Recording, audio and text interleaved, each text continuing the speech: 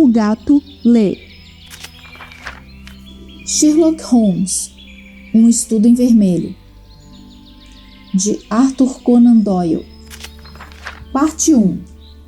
Uma reimpressão das reminiscências do Dr. John H. Watson, ex-membro do Departamento Médico do Exército. Capítulo 1. O Sr. Sherlock Holmes. Em 1878, obtive meu diploma de doutor em medicina na Universidade de Londres e segui para Netley, a fim de fazer o curso prescrito para cirurgiões do Exército. Após completar meus estudos lá, fui devidamente incorporado ao 5º Regimento de Fuzileiros de Northumberland como cirurgião assistente. Na época, o regimento encontrava-se estacionado na Índia, e antes que eu pudesse me juntar a ele, irrompeu a Segunda Guerra Afegã. Ao aportar em Bombaim, descobri que minha unidade avançara pelos desfiladeiros e que já estava profundamente embrenhada no país inimigo.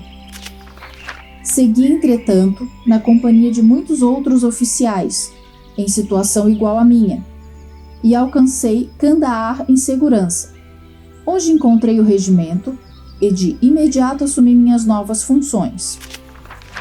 A campanha trouxe honras e promoções a muitos. A mim, entretanto, não houve nada além de infortúnio e desastre. Fui removido de minha brigada e integrado aos Berkshires, com quem servi na Batalha Fatal de Maiwand. Ali, fui atingido no ombro por uma bala de mosquete Jezail, que estilhaçou o osso e roçou a artéria subclávia. Eu teria caído nas mãos dos sanguinários Ghazis, não fosse pela devoção e coragem mostradas por Murray, meu ordenança, que me atravessou sobre o lombo de um cavalo de carga e conseguiu me levar em segurança de volta às fileiras britânicas.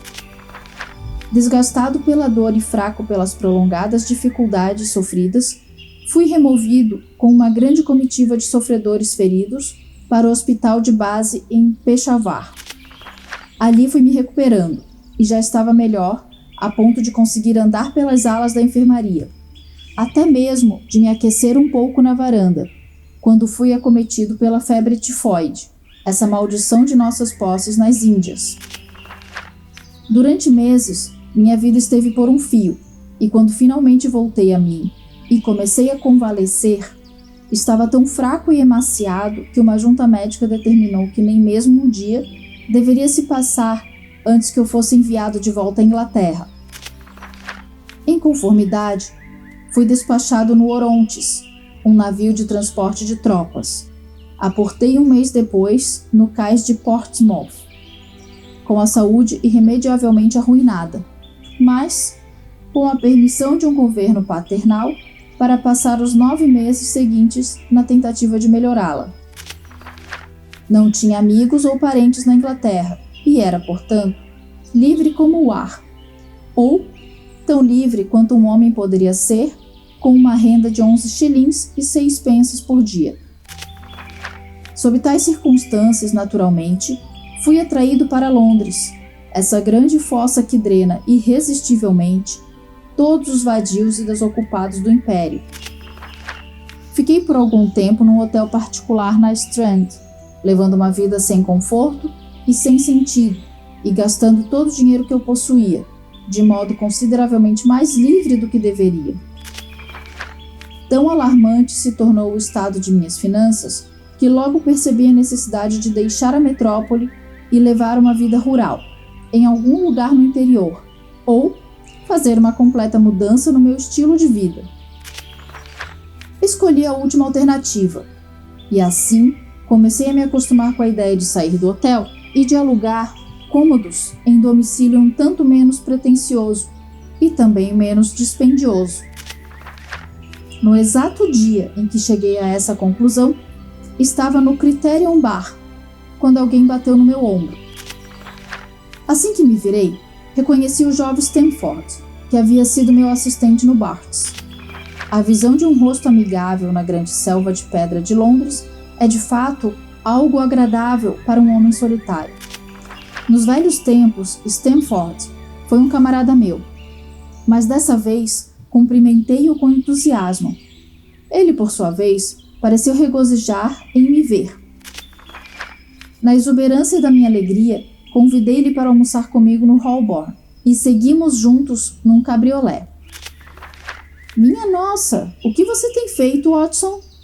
Perguntou com surpresa não disfarçada, enquanto chacoalhávamos pelas ruas movimentadas em Londres.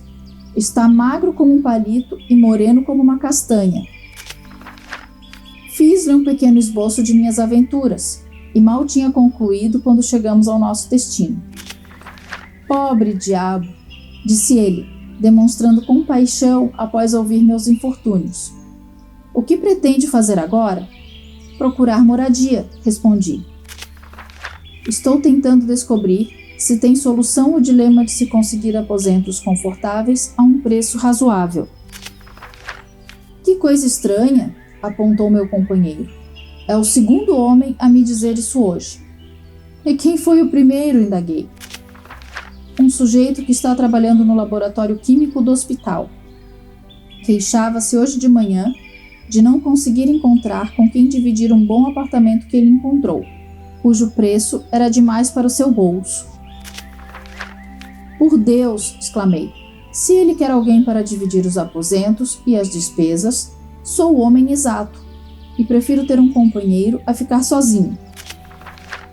O jovem Stanford me olhou de forma um tanto esquisita, por cima da taça de vinho. Você ainda não conhece Sherlock Holmes. Talvez prefira não o ter como companheiro constante. Por quê? O que há contra ele? Ah, não disse que havia algo contra ele. É apenas um pouco excêntrico em suas ideias. Um entusiasta de alguns ramos da ciência. Porém, até onde sei, é um sujeito bastante decente. Um estudante de medicina, suponho? Não, e não tenho ideia alguma de qual é a sua intenção de carreira. Acredito que tenha bons conhecimentos em anatomia, além de ser um químico de primeira linha. Porém, até onde sei, nunca frequentou nenhum curso regular de medicina. Seus estudos são excêntricos, muito pouco sistemáticos, mas ele acumulou conhecimento por vias não convencionais, em quantidade suficiente para surpreender os professores dele. Você nunca lhe perguntou quais são seus interesses? Não. Ele não é um homem fácil de compreender, embora seja bastante comunicativo, quando a imaginação se apodera dele. Gostaria de conhecê-lo, disse eu. Se eu for morar com alguém, prefiro que seja um homem reservado e com hábitos de estudo. Ainda não estou forte o suficiente para suportar muito barulho ou emoções. No Afeganistão, já tive minha cota de ambos, pelo resto de minha existência natural. Como eu poderia me encontrar com esse seu amigo? É certo que ele está no laboratório, respondeu meu companheiro. Ou evita o lugar por semanas, ou lá trabalha de manhã até a noite. Se desejar, podemos ir juntos encontrá-lo depois do almoço. Certamente, respondi, e a conversa tomou outros rumos. No caminho ao hospital, depois de deixarmos o Holborn, Stanford me deu mais alguns pormenores sobre o cavalheiro que eu pretendia tomar como companheiro para dividir o aluguel do aposento. Não deve culpá-lo se não se derem bem, observou ele. Não sei mais nada a respeito desse homem, além do que descobri em alguns encontros ocasionais no laboratório. A proposta desse arranjo é sua, portanto, não me considere responsável. Se não chegarmos a um acordo, vai ser fácil cortar relações, respondi, e acrescentei, olhando firme para meu companheiro. Parece-me, Stanford, que você tem algum motivo para lavar as mãos em relação ao assunto. O temperamento do sujeito é tão formidável assim, ou o quê? Não use de meias palavras. Não é fácil expressar o inexprimível, respondeu com uma risada. Holmes é um pouco científico demais para meu gosto. Chega a beirar o sangue frio. Eu poderia imaginá-lo dando uma pitadinha do último alcaloide vegetal a um amigo. Não por malevolência, entenda, mas simplesmente pelo espírito de investigação. Para ter uma ideia precisa dos efeitos. Fazendo-lhe justiça, Acho que ele mesmo tomaria a substância com a mesma prontidão. Parece ter uma paixão pelo conhecimento definido e exato. Tudo bem. Sim, mas pode ser levada a excessos. Quando se chega a ponto de dar pauladas nos objetos de dissecação dentro do laboratório, certamente essa paixão assume contornos bizarros. Pauladas nos objetos de estudo. Sim, para verificar por quanto tempo os hematomas podem ser produzidos após a morte. Vi com meus próprios olhos. E ainda assim você diz que ele não é estudante de medicina. Não. Deus sabe quais são os objetos de seu estudo, mas aqui estamos nós, e você deve formar as próprias impressões sobre ele. Enquanto falava, viramos numa ruazinha estreita e entramos por uma pequena porta lateral que se abria para uma ala do grande hospital. Era um terreno familiar para mim.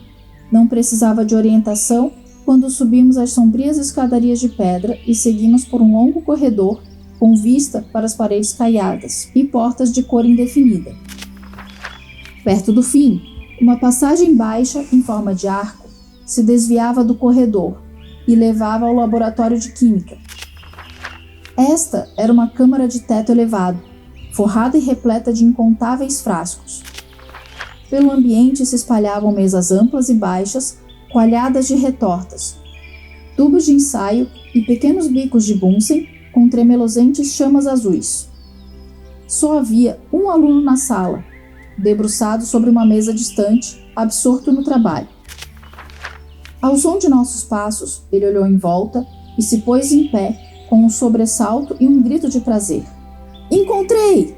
Encontrei! Gritou para meu companheiro.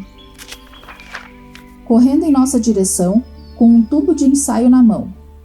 Encontrei um reagente que é precipitado por hemoglobina e por nada mais. Ainda que tivesse descoberto uma mina de ouro, maior prazer não poderia ter brilhado sobre suas feições. Dr. Watson, Sherlock Holmes, apresentou-nos Stanford. Como vai? Disse ele cordialmente, apertando minha mão com uma força que eu não lhe teria julgado capaz de exercer. Esteve no Afeganistão, percebo. Como diabos sabe disso? Perguntei com espanto. Não importa, disse rindo para si mesmo. A questão agora é a hemoglobina. Você vê, sem dúvida, o significado desta minha descoberta, não vê? É interessante quimicamente, sem dúvida, respondi, mas em termos práticos... Ora, homem, é a descoberta médico-legal mais prática dos últimos anos. Não vê que ela nos dá um teste infalível para manchas de sangue? Vem aqui agora. Ele me agarrou pela manga do casaco em sua ansiedade e me levou até a mesa em que estivera trabalhando. Vamos providenciar um pouco de sangue fresco, falou, espetando um longo punhal no dedo e colocando a gota de sangue resultante numa pipeta química. Agora, adiciono esta pequena quantidade de sangue a 1 litro de água. Perceba que essa mistura tem o aspecto de água pura.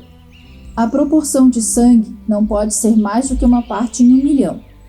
Não tenho dúvida alguma, porém, de que seremos capazes de obter a reação característica. Enquanto falava, jogou alguns cristais brancos dentro do recipiente e depois acrescentou algumas gotas de um líquido transparente. Num instante, o conteúdo assumiu uma coloração amarronzada opaca e um pó castanho precipitou-se no fundo do frasco de vidro. Ahá! Gritou batendo palmas, parecendo tão encantado quanto uma criança com um brinquedo novo. O que acha disso? Parece um teste muito preciso, comentei. Lindo, lindo! O antigo teste de Guayaco era muito precário e inseguro, assim como é o exame microscópico para observar corpúsculos de sangue.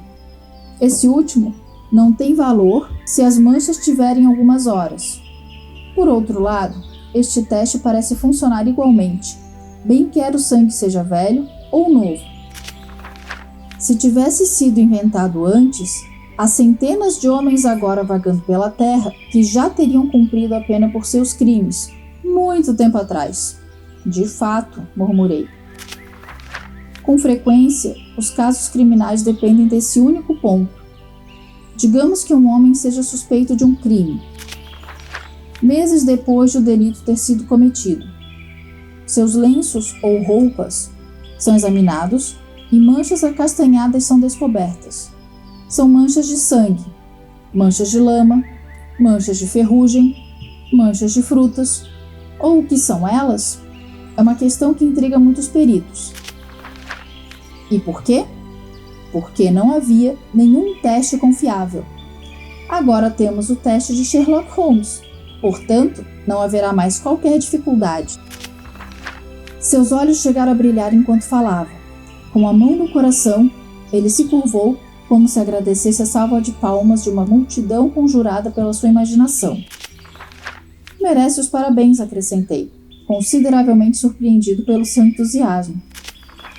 Houve o caso de Von Bischoff, em Frankfurt, ano passado. Ele certamente teria sido enforcado se este teste já existisse.